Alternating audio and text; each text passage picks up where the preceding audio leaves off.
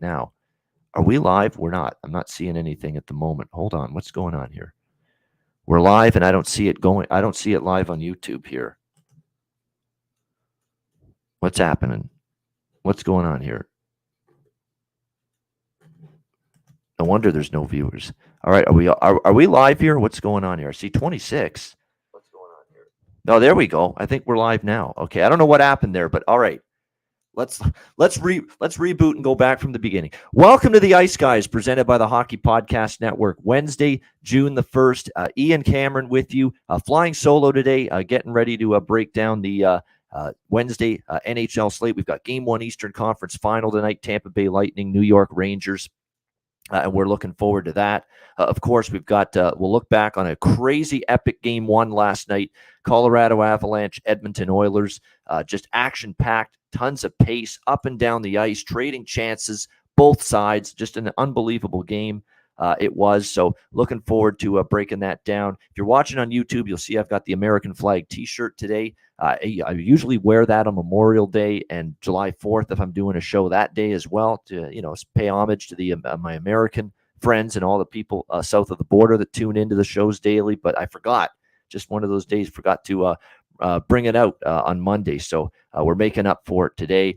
By the way, everyone on the betcast last night was phenomenal, outstanding. I mean, you talk about picking the right night to have a betcast. We sure as fuck did that with the Oilers and the Avs last night. I mean, you couldn't have asked for a better game to be involved live betting from start to finish. And it was just an incredible game to be involved on a betcast and betting live as we did. Just a terrific betcast. Thanks to everyone that tuned in. Thanks to those who joined us on the betcast stream, including two guys that were on the betcast for the first time. One of our special guests that was with us a couple weeks ago, plays pro hockey in the ECHL with Kalamazoo. Ray Bryce was on the show last night, and man, this guy's a seasoned pro when it comes to live wagering. I mean, man, and his good friend that he brought onto the betcast as well, Coy. I mean, these two guys between them, I'm sure they must have had 20 or 25 live bets during that game last night. I mean, and most of them actually won. So, and it was one of those games where, look, if you were involved live betting that game, you did very well. No question about that. So it was just one of those nights where everything worked out well. The pregame bets won for me. Colorado puck line, the over, obviously 6.5 was as easy as it gets. I bet that overnight because I knew it was going to move to 7 when the Game 1 line opened for the Oilers and Avs. So jumping on that really helped. And then we had a bunch of live bets that cashed. We had Hyman to score a goal to get a point, Devon Taves to get a point. There were a bunch of live, player prop bets, I believe, that cashed in. We had both teams to score live bets in each period that ended up cashing in. So it was just an overall very profitable betcasts. I would say probably one of the most profitable betcasts I've had this season personally. And I think I speak for everyone that joined us on the betcast. I mean, most of the wagers we ended up placing ended up working out very well. And thanks to everyone that joined us. And again, Ray and Coy in particular, joining us on the betcast for the first time. They did a phenomenal job. And hopefully they'll be able to join us again for a future betcast.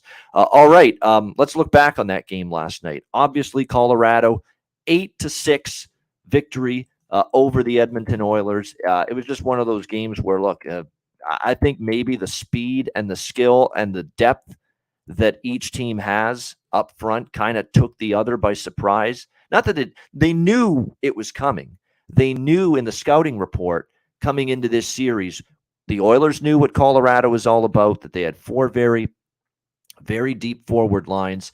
Colorado knew what Edmonton was all about, that even though I think they're a little bit more top heavy, when you're talking about their lineup, they rely more on just a handful of players: McDavid, Draisaitl, Kane, Hyman.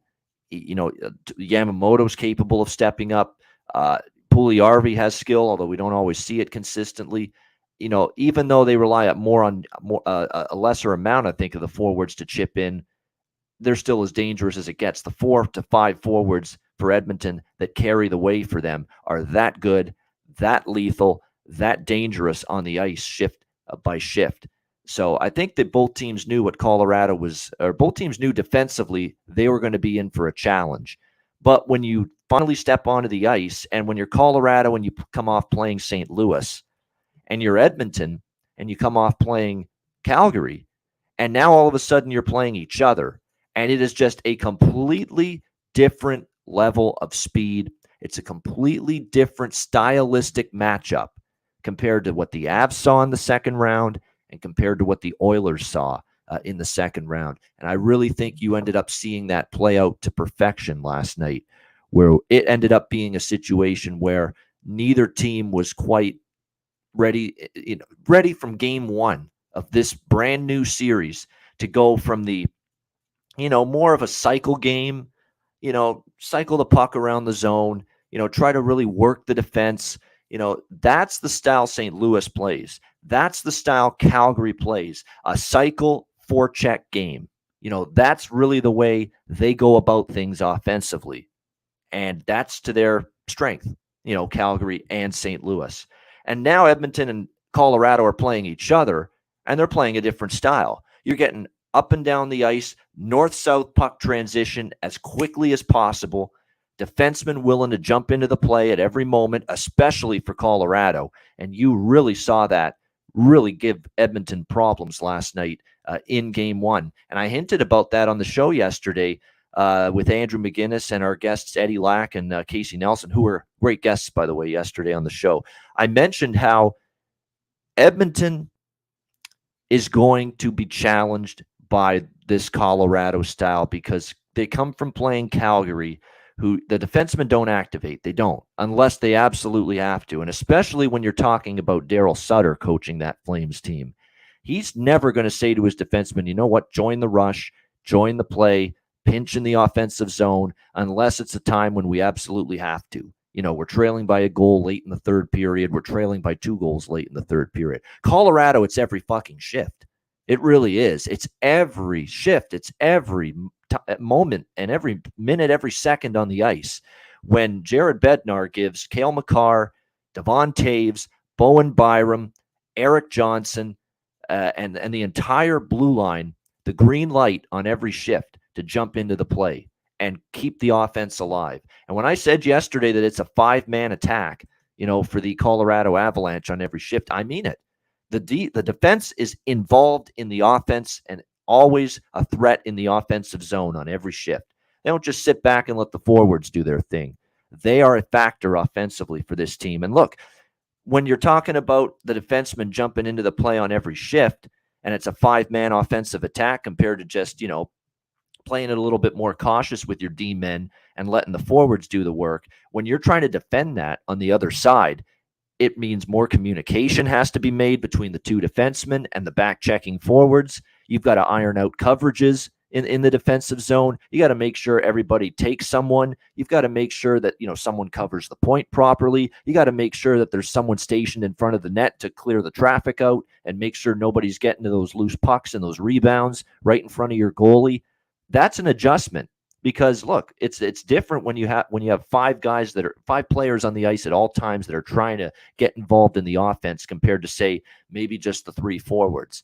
And when you look at the way Calgary played and St. Louis played in the last round, that's their style. It's more let the forwards forecheck, let them cycle the puck, let them try to tire out the defense, wear down the defense.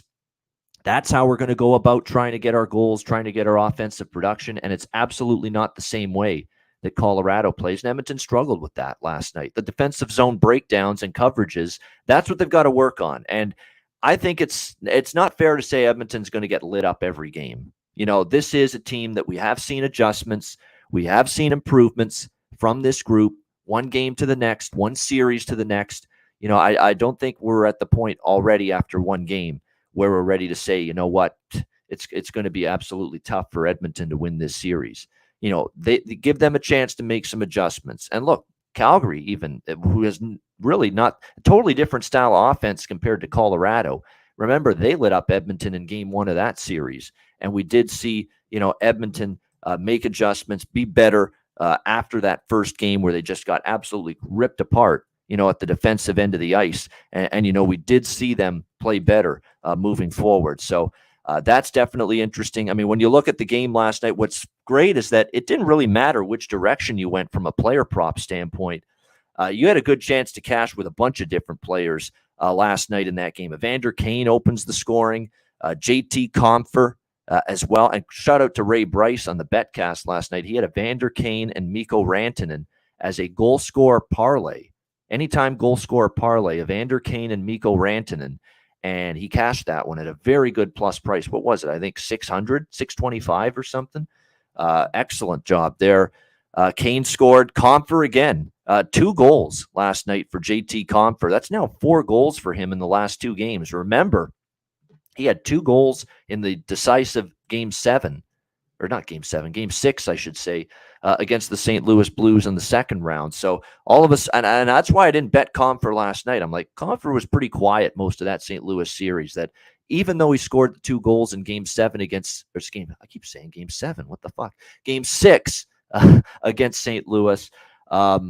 Even though he scored those 2 goals, I mean, he really was quiet offensively before that. I didn't know if for sure he was going to be able to carry that over, or this was going to be the start of some kind of hot streak, but he did carry it over. 2 goals last night for JT Compher in that third line center spot. And that's why Colorado's so dangerous. They're getting 2 goals from JT Compher on the third line, centering that third line. I mean, that's why this team is very, very dangerous, because they can get offense from anywhere on the hell. Andrew Cogliano gets a goal last night as well for the Avalanche, which just even speaks to that point even more, how dangerous and how much offense they can get from everybody in the lineup. So that was good to see. Zach Hyman was terrific again for the Edmonton Oilers. To be honest with you, it was kind of a bad break for Zach Hyman that he only got 1 goal. And I believe and that was his only point as well in that game, because he was all over the puck, as always. Nothing new there.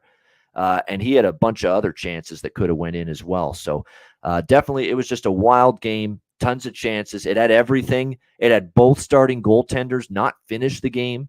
Darcy Kemper leaving the game due to that an injury. We thought it was an equipment issue at first. I know Alex mentioned that on the Betcast. We all thought it was an equipment issue at the very beginning, but it ended up being an injury. They're saying it's probably an eye injury, something related to the eye injury that he had earlier in the playoffs. And just earlier this morning, Jared Bednar had no update. He said, I don't know what Darcy Kemper's status is going to be for game 2 and moving forward. It's going to be day by day. We're going to wait and see what ends up happening here. And we don't know yet. So there was really no update from that standpoint. And of course, Mike Smith doesn't finish the game because he ended up getting pulled by Jay Woodcroft, the head coach of the Oilers, and Mikko Koskinen ended up finishing the game for the Edmonton Oilers. Look, Mike Smith definitely struggled last night. Wasn't great, but come on. I mean, the play in front of him wasn't great. The defense was just breaking down. Like I said, the defense was breaking down left and right. They were not prepared. I think they were prepared in terms of the X's and O's. Tactically, they were prepared in terms of what I'm sure the coaching staff of the Oilers tried to prepare Edmonton's defense as well as they possibly could for the style of offense and the style of attack that Colorado brings. 3 forwards, 2 defensemen, always involved in the offense on every shift. I'm sure they instructed that to the Edmonton Oilers. But actually getting instruction on how to try to shut them down and actually going out there on the ice and doing it, it is a completely different situation altogether. And you saw them struggle with that last night. Breakdowns in coverages, leaving the front of the net open, leaving the slot area open far too much. How many slot area chances did the Colorado Avalanche get last night? How many loose pucks were they able to get in front of Mike Smith? Rebounds. I mean, it was a collective defensive failure, period, from the Edmonton Oilers last night. So yeah, Mike Smith wasn't great, but him getting pulled was, let's try to wake up the team, wake up call, try to turn the momentum of the game. I don't think it was all, Mike Smith was shit in the game last night. We have to take him out because he just doesn't have it. He was not at his best, but I think it's more the way they played in front of him. It was a horrendous defensive evening in game 1 last night for the Edmonton Oilers. And this notion that I see on Twitter that we got to bench Mike Smith now moving forward for the rest of the playoffs starting in game 2 after last night. This notion that he should be benched, we can't go back to Mike Smith in game 2 tomorrow night is absolutely absurd. I cannot believe that I'm seeing this. This is a guy that, as I've mentioned this multiple times now, and apparently I have to mention it again because there's knuckleheads out there that apparently it's not sinking in. It's not in between the ears. It's not landing there, and it's not permeating in their brain cells. So I'm going to say it again for the millionth time. Mike Smith is third, all right? Third in the NHL Stanley Cup playoffs in goals saved above average. And the only two goalies that are higher than him in that statistic are Andrei Vasilevsky and Igor Shesterkin, the two goalies facing off in the Eastern Conference Final. All right? You are not going to cut the cord. You're not going to pull the plug on Mike Smith based on last night. You're not. I mean, it's absolutely absurd to even suggest that. What, Mikko Koskinen's going to save your season now? The guy that was just as inconsistent and, up and down like a fucking yo-yo all year, every bit as much as Mike Smith?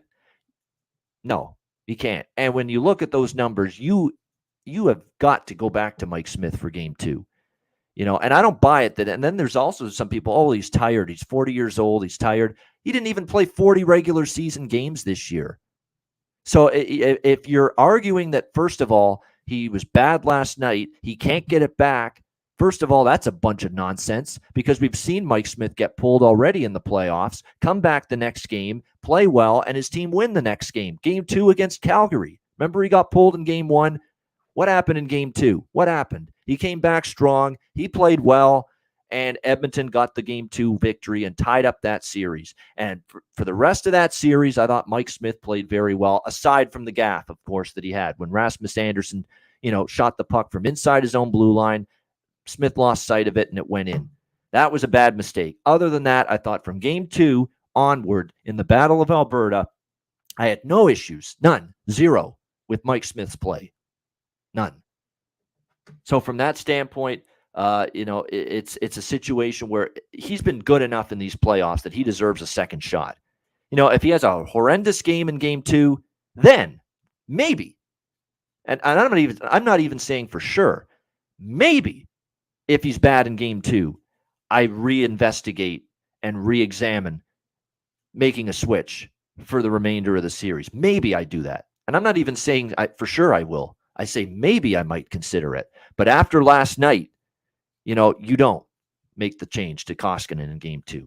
Not with what he's given you in these playoffs. Not if you buy into the GSAA numbers like I do. You got to give the guy credit for that. And if you actually if you've watched every Oilers playoff game so far, you actually will see that he has made a bunch of high danger saves, or saves on high danger, high quality chances in front of the net, on rebounds, on loose pucks, from the slot. Trying to see around the defenseman, trying to see around a screen right in front of him, in front of the net. He's been able to track pucks pretty decently here and make some pretty good saves, and tough saves and difficult saves. And I think, like I said about last night, he wasn't at his best. The whole defense in front of him was an absolute disaster for the Edmonton Oilers. So the idea that we're going to throw this all at the feet of Mike Smith last night is just a bunch of garbage, period, as far as I'm concerned. That's the way it is. So to me, Jay Woodcroft, now he didn't commit to Mike Smith today. He said, I'm not sure who the goalie's going to be tomorrow night, but I'm willing to, I don't want to do a Charles Barkley guarantee, but I feel pretty damn strongly that Jay Woodcroft's going to stick by Mike Smith for game 2, which he should, as you can clearly tell. And Eddie Lack, our guest, I retweeted what he said, or what he put out on Twitter after that game last night. How do you just all of a sudden bench Mike Smith after last night? You don't. So I think he's going to come back in game 2 and end up playing. Watch him play well, too, as well. And he got some rest as well. Remember, second period, third period, he gets a little extra rest. You watch, he'll probably be a lot better tomorrow night in game 2. But it starts with the guys in front of him. I don't care what you do, but you got to try to defend. It's not going to be easy. And clearly Colorado showed that in game 1, that it's not going to be easy to defend this, for Edmonton, it's not going to be easy to defend this 5-man attack for Colorado, but they've at least got to try to be a little bit better with it. And I'm going to give Pavel Francouz credit. He ended up stepping into the game after Kemper's injury. And to be honest, Koskinen didn't play that badly, but I thought Francouz was really good. And that kind of surprised me, because Pavel Francouz for the Colorado Avalanche, he's kind of had a meandering season, if you will, when he's been called upon to start in net. And I thought, with Kemper all of a sudden out And with Edmonton pushing hard, and give Edmonton credit, they showed you as well why, in my opinion, they're far from done in this series. What they're all about, just battling back. They were down, a few goals going, what was it, 7-4, I believe, going into the third period, if I'm not mistaken. But they just kept battling back. They made it 7-5. They made it 7-6. And they had a glorious amount of chances and threatening opportunities to tie that game in the final 2-3 minutes. And Pavel Francouz had to make a couple of big saves to keep that game from being tied in the final minutes and help Colorado avoid what happened to them in Game 5 in the second round against the St. Louis Blues. So, Francouz, he did let in 3, but I'll tell you what, he made up for the 3 goals he let in based on the saves and the chances that he shut down, courtesy of the Edmonton Oilers late in that game. And then, of course, they finally put it away with the empty net goal. So what can you say? It was a crazy game, boatload of chances, boatload of goals, pretty piss poor defending from both sides, kind of shaky goaltending as well from both sides, all 4 goalies. It's going to be fascinating now to see what we get, though, tomorrow night in Game 2. When you look at, what we saw last night, do we get another track meet? Do things kind of simmer down a little bit with both teams at the defensive end of the ice? That's definitely something that we're going to have to monitor as we move forward here toward Game 2 tomorrow night. And as of right now, we're looking at 7 shaded to the over with the total for Game 2 tomorrow night. And I'm already seeing at our sponsor book here, DraftKings, they've moved it already to 7.5. So that tells you that the betting markets, at least in early betting action here for Game 2 tomorrow night, they're not exactly buying in to tomorrow night being a defensive turnaround for both of these teams. So should be interesting. Again, Colorado up 1-0, but I think we saw enough. Like the Oilers played like dog shit defensively, just absolutely horrendous defensive coverage all night from Edmonton. And look, Colorado had their issues at times too, but it was really bad for Edmonton. And there they were, yet still, just inches away from maybe tying that game in the final minute or two. So if I'm the Oilers, there's a lot to improve on, and I still nearly stole that game last night against the Avs. So fascinating to see this series, that game last night, and we'll see how the series progresses going into Game 2 tomorrow night and beyond. All right, let's get to tonight. We've got Eastern Conference Final, Game 1, getting underway. The Tampa Bay Lightning, the 2-time defending Stanley Cup champions, looking to keep their drive for 3 straight Stanley Cups alive against the New York Rangers. We've got Tampa Bay minus 130 road favorites here in Game 1, of course, taking place at Madison Square Garden. A refresher for everybody that the New York Rangers had more points this regular season than the Tampa Bay Lightning. So that is why they have home ice here in this series. So Tampa Bay minus 130, road favorites, 5.5 the total in this game. I know a lot of people like the under, and I don't disagree that this is going to be a low-scoring series for the most part. But I think we're getting something different tonight here in Game 1. I think we're going to get over the total, and that's what I like. I said it yesterday. Over 5.5 here for me. I think I'm not going to be actively looking to bet a ton of overs in this series. I do think you are talking about 2 teams that defensively, they have been better. Especially the last round, the Rangers, Tampa Bay, of course, against Florida. The goaltending matchup, it goes without saying. You've got number 1 and number 2 active goaltenders still standing in the Stanley Cup playoffs that right now have the top 2 goals saved above average numbers. Igor Shesterkin's actually number 1. Igor Shesterkin's ahead of Andrei Vasilevsky in that statistic. And Vasilevsky, of course, 2 right behind him. So this is just a fascinating Game 1 because you've got the biggest situational debate going into Game 1 tonight is the rest versus rust for the Tampa Bay Lightning going into Game 1 tonight. They've been off for 9 days. I have no doubt in my mind the rest is beneficial for Tampa Bay. Victor Hedman and Ryan McDonagh play a shit ton of minutes every night on the blue line. They needed some rest. Eric Chernak was definitely playing through an injury in the second round against Florida on that Tampa Bay blue line. He needed some rest as well. You could look at the forwards. They're, I'm sure, dealing with some bumps and bruises. Corey Perry's been hit around a lot because that's, people want to get him off his game because he agitates them. Braden Point, of course, missed the entire Florida series. They wanted the 9 days off for him to heal up, and it looks like he's not even going to be ready to return tonight for the Tampa Bay Lightning in Game 1. So, it's definitely the 9 days were a welcome sight, for the Tampa Bay Lightning to get those 9 days off. But is it too much rest? And now does it create rust? Does it create you maybe not playing as well? Because look, this Tampa Bay team was rolling, from really the Game 6 overtime win against Toronto in the first round, then the Game 7 win, and then the 4-game sweep over the Florida Panthers. This team was really rolling along. And it's almost, you're playing so well, you don't want to stop. You don't want to have this, lengthy hiatus. Does it bump the momentum? Does it kill the momentum? Does it kill the rhythm being off 9 days? Or is the rest going to outweigh the potential rust and the potential throwing the Lightning out of their rhythm and momentum? And is the rest going to mean that, hey, they're going to be just even stronger? They'll be skating like the wind tonight with those 9 days off to rest up. So that's the debate on the Tampa side. The situational debate on the New York Rangers side, you're coming off 7 games of emotion, intensity, a roller coaster ride it was against Carolina. And that's on top of erasing a 3-1 series deficit in the first round against Pittsburgh. And then you erased a 3-2 series deficit here against Carolina. Are you just spent? Are you kind of like worn down and you're just maybe hitting a bit of a wall as you're about to begin this series against Tampa Bay? Or are you just running on fumes and adrenaline and significant momentum from that, the Pittsburgh series, from the Carolina series, and you're ready to ride that momentum wave right into Game 1 tonight and get a big win?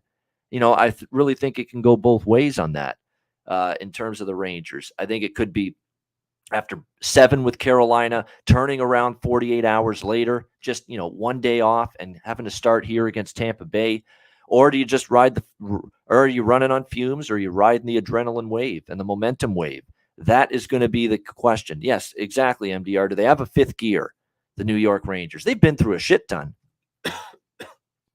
Excuse me, already here in the playoffs as I take a little drink of water. Just 1 sec.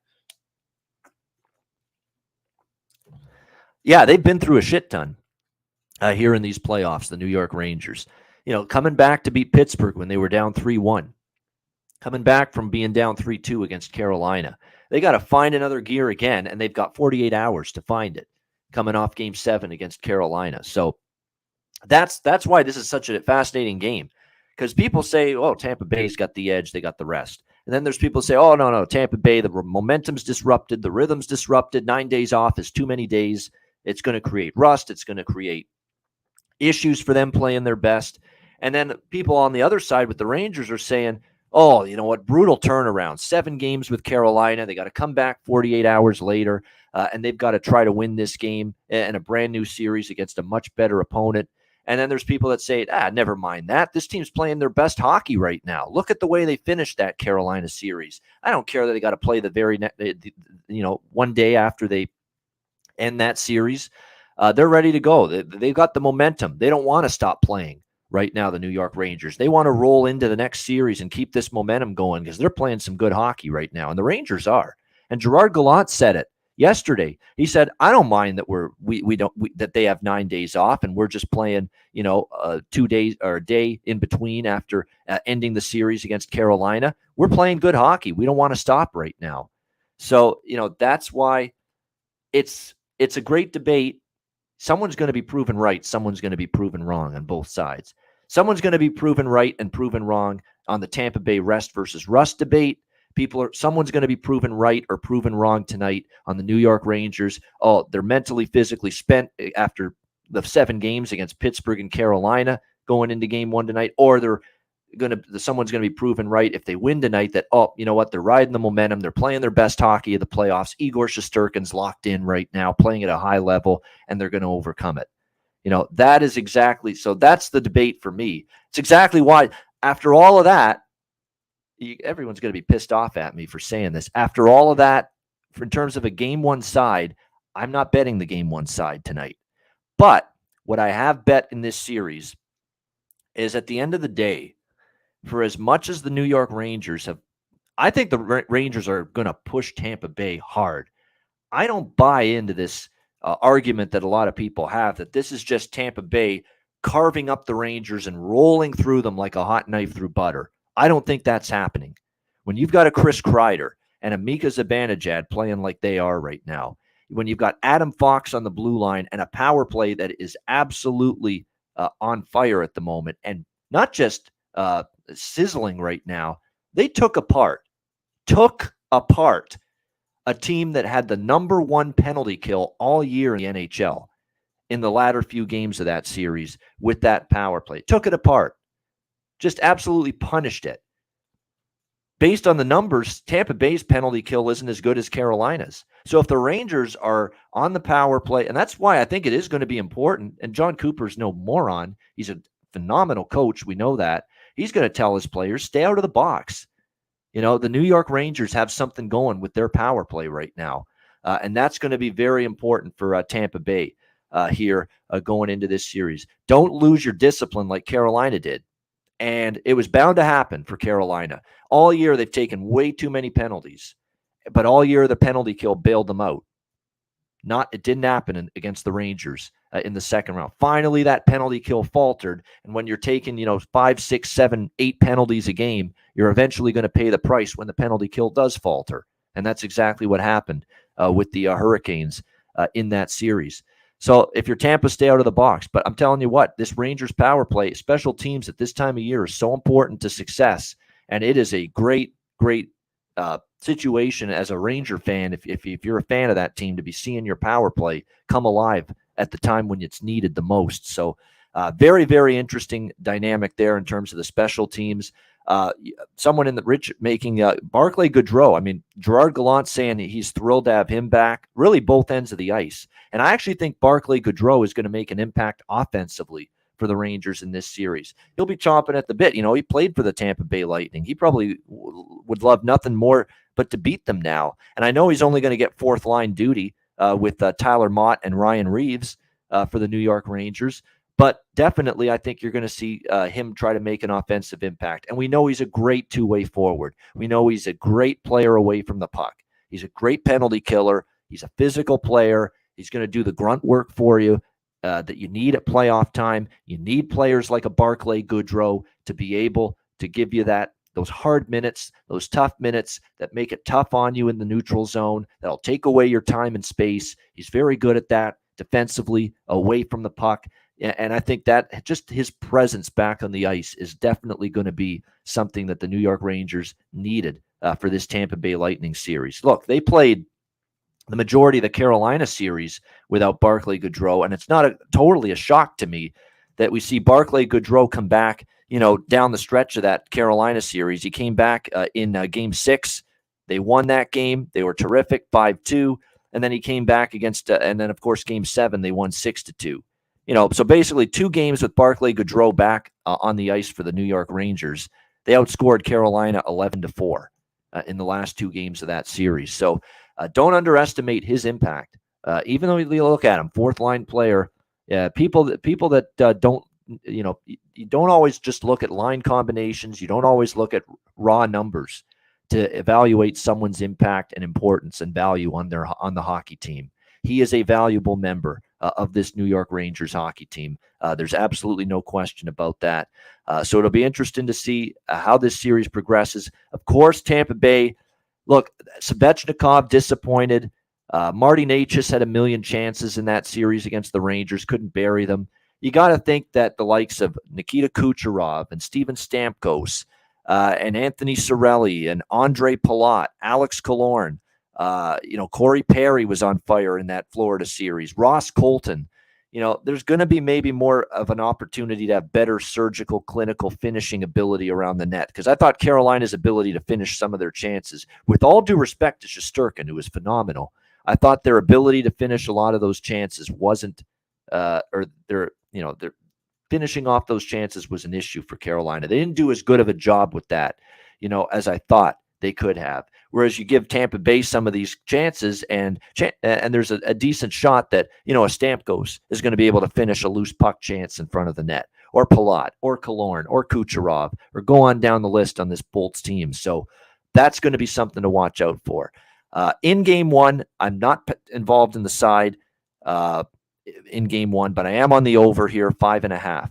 Again, I know there's a lot of people liking the under, and I do think game by game as this series goes, it'll be a low-scoring series. The goaltending on both sides is just too strong. But I think for tonight, you're looking at both teams a little bit sloppy. Again, the Rangers, or the Lightning rather, haven't been in a game situation in 9 days. And I believe if you look at their over-under numbers in games when there's extended rest, not overwhelming, but 5 and 4, 5 overs, 4 unders for the Tampa Bay Lightning in that situation. I just think this is going to be a little bit more of an open game tonight than people think. Then it'll tighten up, I believe, in game 2 and beyond. So I like over 5.5 here. You can actually get it at even money, plus 100 is what is out there right now with the over in this game, because the money's come in a little bit on the under. They see the goaltending matchup, which has a lot of people attracted to the under right away here in game 1. But I'm going to go with over 5.5 here and plus 100 here in game 1. And it is worth noting, another thing I factored in with this total, for as much as, actually in terms of the side, because I do want to mention I'm on the over tonight, but in terms of the series, what I bet was Tampa Bay to win game 1 tonight and the series. That's the approach for me, just like I did with Colorado. And yeah, I used it as my best bet on the show yesterday. Colorado to win game 1 and Colorado to win the series, and both at minus 120. That's exactly the way I approached it here in this series. I think the Rangers are going to push it to 6 or 7. I really do. I think they're good enough, and Shesterkin is good enough to really test this Lightning team and make this difficult. This isn't going to be Florida, in my opinion, for Tampa Bay. This is going to be more like Toronto in the first round. They're going to have to grind. They're going to have to work. They're going to have to sweat. They're going to have to struggle. And they're going to have to just, absolutely impose their will and push their way toward winning this series. I don't think it's going to be easy for the Tampa Bay Lightning here. So I'm on this series to go 7, which is plus 215, I believe. Yeah, plus 215. This series to go 7 games, Lightning and Rangers. It's the same bet I took with Edmonton, Colorado. I actually like both series to go 7, to go the distance. And of course, if one of them goes 7, it's profit. So that's basically the approach I made here with this series to go 7, just like Edmonton, Colorado. And I'm also taking Tampa Bay to win game 1 and the series. FanDuel has it at plus 126. That is where I bet that. That's game 1 series combo bet. Tampa Bay to win game 1, Tampa Bay to win the series at plus 126. I think Tampa Bay will find a way. And at the end of the day, my decision, even though I think the Rangers are going to push the Lightning really hard, the end of the day, it's hard with Tampa Bay. Tampa Bay, by the way, has clearly, they flipped that switch. Like you could argue in April, it didn't look like they were all that enthused about playing in another long playoff run and winning a cup. But John Cooper, has gone to the well with the speeches, I think, and said, and we already saw bits of it that's been shown on television and on social media, that John Cooper has said to his team, you really want to be remembered for the rest of your lives as members of this team, you got to win 3 in a row. That's when you're remembered. That's when we're starting to talk dynasty. You're not a dynasty after winning back-to-back. You want to start entering that dynasty conversation, you got to win 3 championships in a row. He's hammered that home to his team in these speeches, and they've responded. Clearly, the will is back. The hunger, the fire in the belly. Remember, sometimes we see that little fat and happy, kind of feeling enter a team when they've won multiple championships in a row, and they're not quite as willing to put in the work. They're not quite as excited. They're not quite as passionate about winning another championship when they've already got 2 cups in the coffer, like the Tampa Bay Lightning do. But all of a sudden, Cooper's going to those mental gymnastics, if you will, and going to the well with these speeches. You want to be remembered? You got to win 3. You got to win 3 in a row. And really, ever since he said that, I think he said that at the end of the Toronto series. Look at how they played. They've been absolutely terrific. And I think that kind of will is tough to beat when you know how to win these games at playoff time, when you've got an Andrei Vasilevsky in net. And I think, to me, that's the difference here. It's going to be Tampa Bay's just got a little bit too much all round, especially the blue line, the experience back there, and a rested blue line now going into this series, that I think in 6 or hopefully 7, because I bet that prop they will pull this series out. So Lightning to win game 1 and the series plus 126. And I just couldn't get over the fact, too, that for the Rangers, for as much as I think they're going to be a tough out, here are the goalies they've played here in the Stanley Cup playoffs so far. And you know it. Casey DeSmith, Louis Domingue, Tristan Jarry for 1 game. That was in the Pittsburgh series. Antti Ranta and Pyotr Kochetkov. Those are the 5 goaltenders that the New York Rangers have faced here in the first 2 rounds of the Stanley Cup playoffs. You go from those 5 to Andrei Vasilevsky. That's a steep step up in class from an opposing goaltending standpoint. No question about that.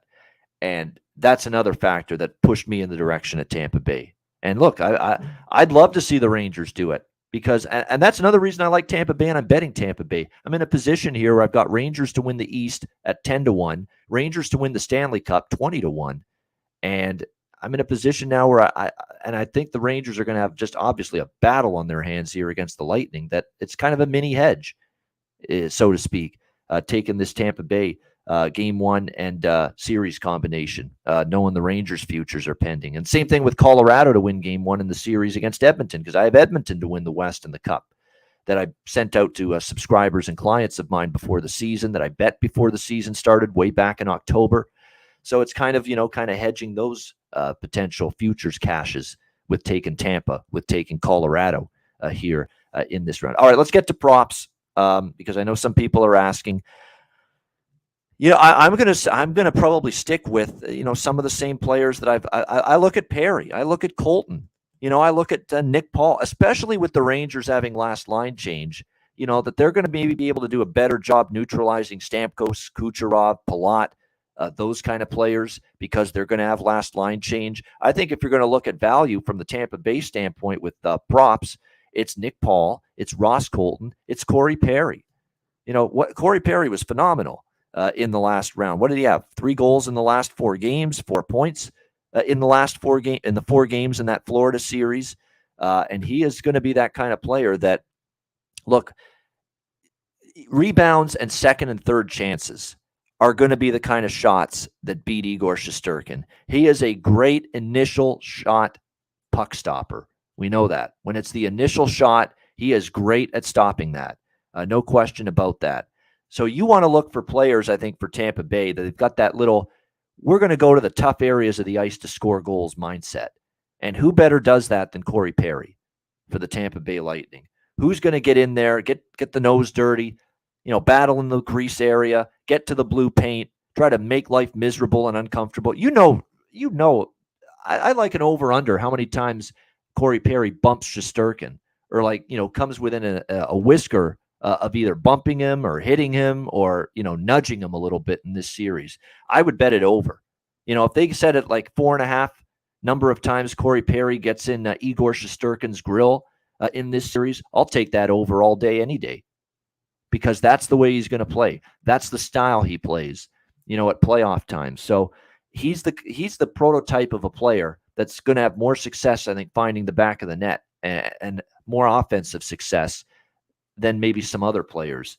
There's no question about that. So Corey Perry stands out like a sore thumb for Tampa Bay. But like I said, Ross Colton, Nick Paul.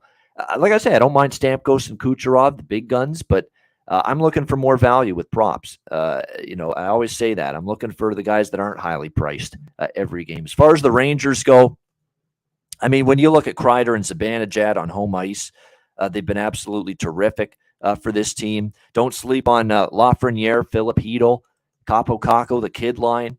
Someone mentioned in the chat how good they have been. There's no question about that. He has been. They have been very good for the New York Rangers, no question. I'm looking at Ryan Strome. He's someone to consider too, because here's Ryan Strome on home ice in these playoffs. Go back to the Pittsburgh series. Game 1 against Pittsburgh, he had a 1 point. Game 2 against Pittsburgh, he had a goal and for his only point in that game. Game 5 against Pittsburgh at home, 1 point, 1 assist, 1 point. Game 7 against Pittsburgh at home, 1 assist, 1 point. Carolina, game 3 at home, he was held off the score sheet there. I think that's the only game he hasn't scored a point on home ice in these playoffs. Game 4 at home against Carolina, 1 point, which was an assist. Game 6 at home against Carolina, 1 point, an assist. Ryan Strome point definitely is something I think I like here in this. And you could even sprinkle on the goal scorer prop, but especially him to score a point. Because other than one game in these playoffs at Madison Square Garden, and I believe that was game 3 against Carolina, other than that one game, Ryan Strome has collected a point in every home game here in the Stanley Cup playoffs. So that is definitely something that piques my interest here. Ryan Strome point is, and it's only plus 102 or around even money for Ryan Strome to score a point tonight for the New York Rangers. So definitely that is something that interests me as far as props go tonight.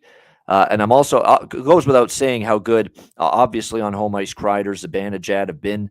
There's no question. Zibanejad in particular, you look at what he's doing right now for the New York Rangers. It's automatic, I think, to maybe look at him for goal scorer prop and for points, especially with the power play heating up. And if you want to go further, like I'll just throw this out there, Mika Zibanejad to get a point is minus 154 or in the minus 150 range to score a point tonight.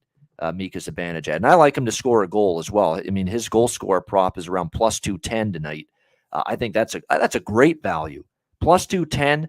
And look, they've softened the number. They've softened the price on some of these New York Rangers player props tonight because they're playing the Tampa Bay Lightning. So you're actually getting better value, better prices, better odds on some of these Rangers player props. Like Mika Zibanejad at some books is plus 210, plus 220 to score a goal tonight. We're talking about Mika Zibanejad, who has scored 4 goals in the last 5 games for the New York Rangers. You can get plus 210 on him to score a goal in that range. He's had at least 2 shots on goal a bunch of games in a row. I mean, I think he's a double-digit streak of him having at least 2 shots on goal for the Rangers. And if you want to go one step further, you actually look at Zibanejad's goal production, 4 goals the last 5 games, and you go back to the Pittsburgh series in the first round. Here's a stat, and this is why maybe you go one step further with Zibanejad props tonight. You look at the goals, 2, 3, 4, 5, 6, 7 goals for Zibanejad here in the playoffs. All but one of them, if I'm not mistaken, all but one of them have been on the power play. All but one of them have been on the power play. So, 1, 2, 3, actually three power play. So how many goals does he have overall? Let me make sure I get this right. 2, 3, 4, 5, 6, 7. 1, 2, 3, 4. All right, 4 of the 7. 4 of the 7 goals have been on the power play for Mika Zibanejad. He scored 7 Stanley Cup playoff goals. 4 of them have been with the man advantage on the power play. So that's more than half of his goals coming on the power play here in these playoffs. So you could actually go one step further here and go with Mika Zibanejad power play points at almost plus 200. Almost plus 200 for Mika Zibanejad to record a power play point. I mean, how do you not? How do you not take that? How do you not bet that?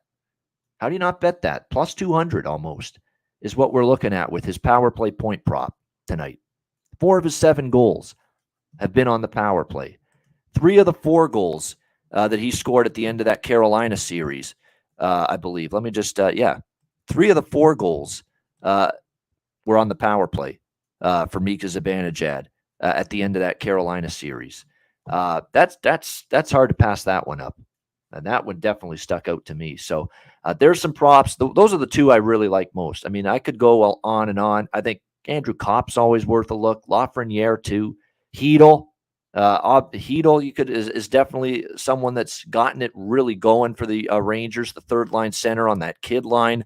He's got 3 goals and 3 points in the last 2 games. If you want to ride the hot hand, you can do that. Philip Hedl going into the game tonight.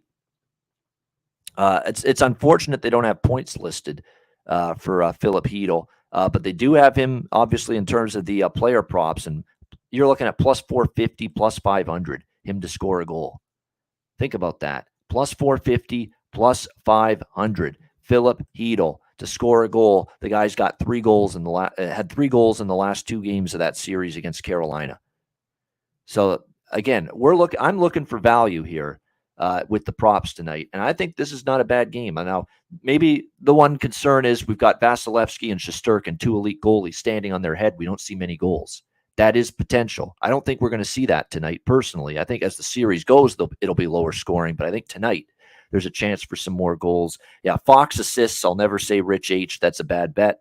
Hedel point, as occupancy says, is a plus price at most books. I wouldn't mind that. But I'd go for the goal scorer prop. Because, look, all the points he's had, the 3 points he's had in the last 2 games of the series against Carolina were goals. Three goals, 3 points, is what Philip Hedel had in Game 6 and Game 7 against Carolina. So that's why I think the goal scorer prop's just a phenomenal value.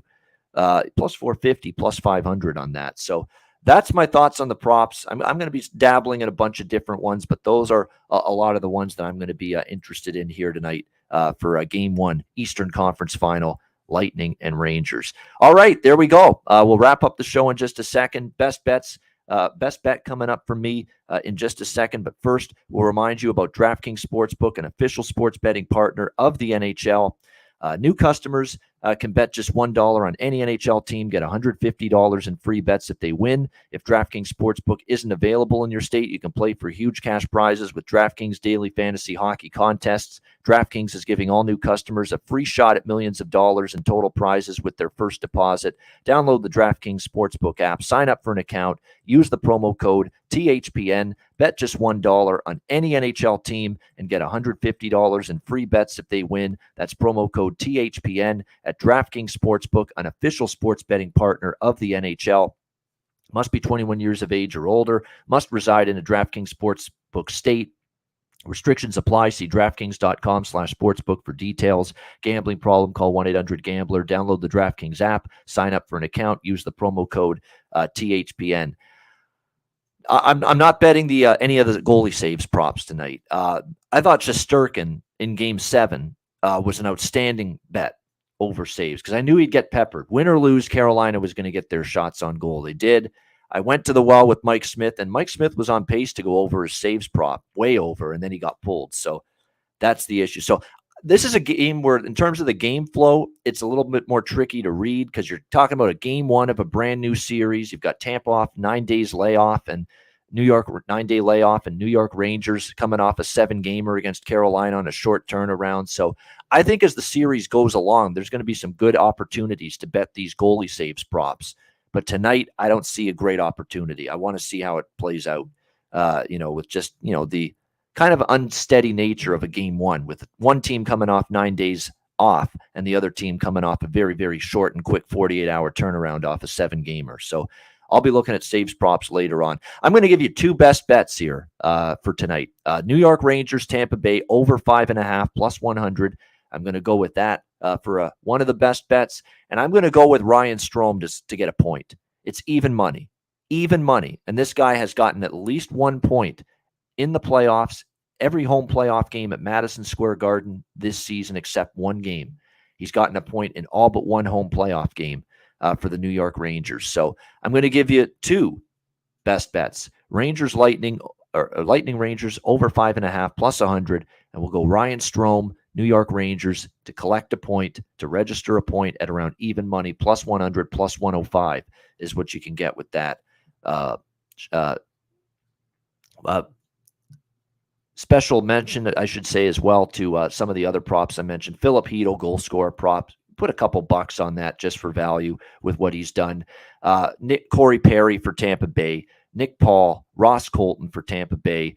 Zibanejad to get a goal, plus 210, and a power play point at almost plus 200 for Zibanejad. 3 of the last 4 goals he scored have been on the power play. So there's a lot of decent props out there, in my opinion, for this game tonight.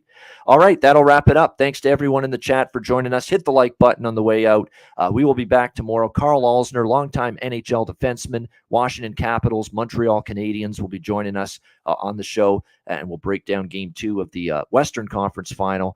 Edmonton, Colorado, and we'll look back at Game 1 with Tampa Bay and the New York Rangers as well. So join us for that. A reminder, the Ice Guys is live 7 days a week, Monday to Friday, 2 p.m. Eastern, Saturday and Sunday, noon Eastern. If you can't watch the show live, download the Ice Guys podcast in audio form on all major podcast platforms, Google Podcasts, Apple Podcasts, Spotify, Stitcher, iHeartRadio. Download the Ice Guys podcast when you can't watch the show live. I'm Ian Cameron. Have a great Wednesday night. Enjoy Game 1 of the Eastern Conference Final, and we will be back tomorrow on Thursday for another edition of the Ice Guys presented by the Hockey Podcast Network.